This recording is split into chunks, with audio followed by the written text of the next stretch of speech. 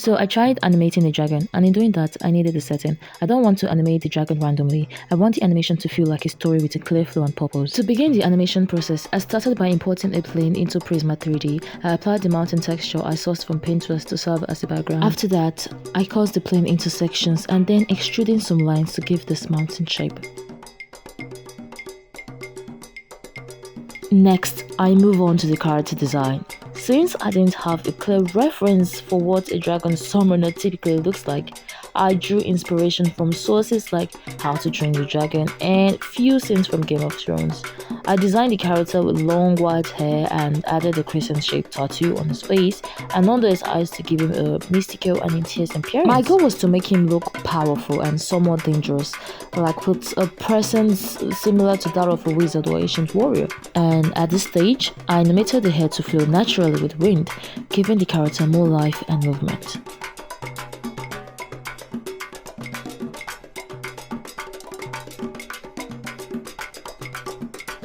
Moving into painting, I wanted the eyes to stand out, to feel magical, yet emotionally distant. So I painted them light blue, giving a slightly blind, but not blind effect, suggesting that his power may be more spiritual than physical.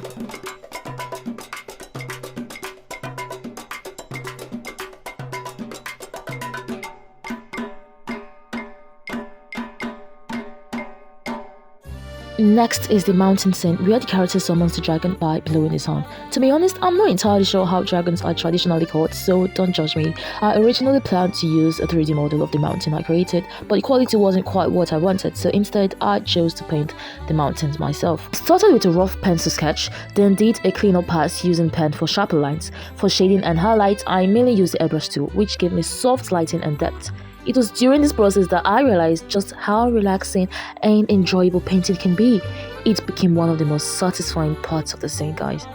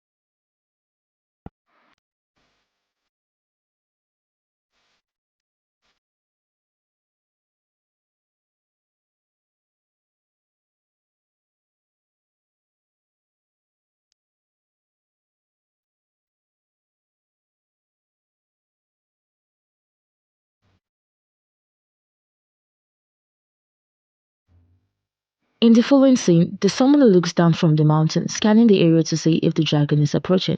To animate this, I started by drawing keyframes.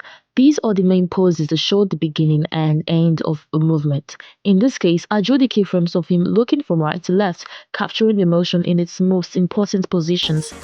Animating each part of the character, the head, face and body on separate layers. This gave me more control and flexibility, so if I needed to make corrections or adjustments, I could do so without affecting the entire animation. But no, I did none of those. Instead, I animated everything straight. Laziness was kicking in, guys.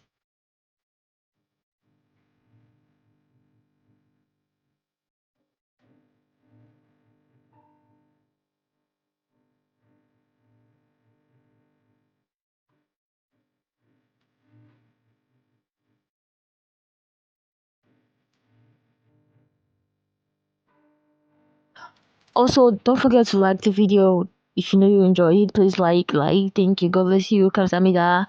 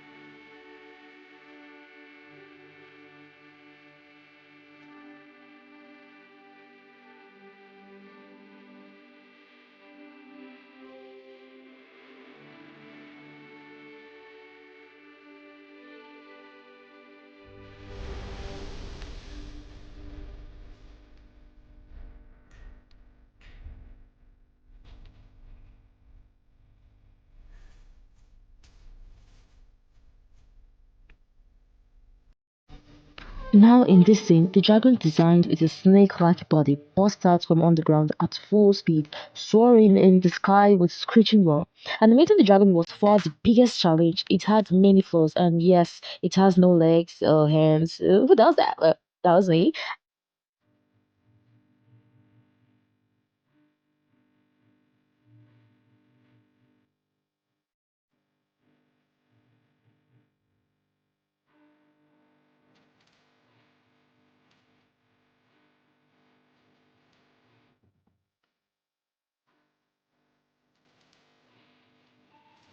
After that, I used the camera tool in Prisma3d to animate a left to right pan of the mountain, giving the scene more movement and depth. I then imported the shot in flipaclip to animate the dragon flying around the mountain, adding more life and energy to the scene.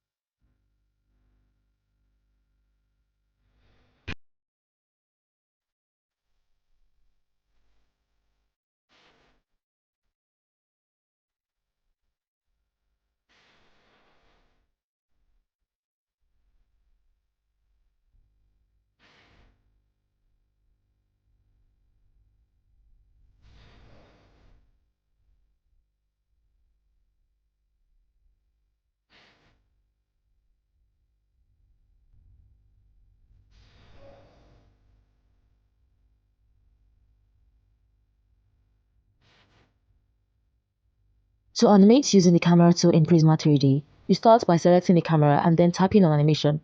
You'll see a timeline bar, which lets you set how long you want the camera movement to last. Begin by setting the starting keyframe. Just tap the keyframe icon at the beginning of the timeline, then move the timeline bar to the end point of your animation. After that, move the camera's position from its starting point to the final spot. For example, across the background of model. Once you are satisfied with the final camera position, tap the keyframe icon again to lock in the end of the movement. And then I change the background color to green so I can use it in KineMaster chroma key.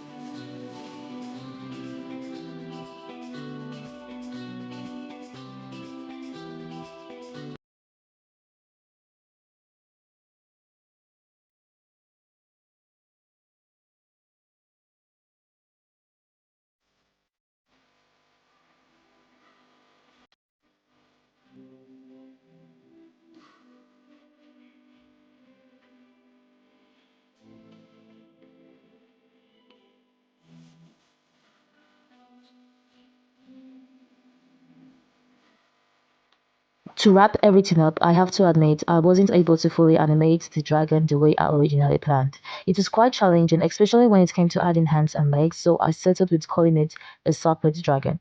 After going through all the animation and editing stages, I couldn't record or show the editing process due to limited storage on my device, which was honestly frustrating.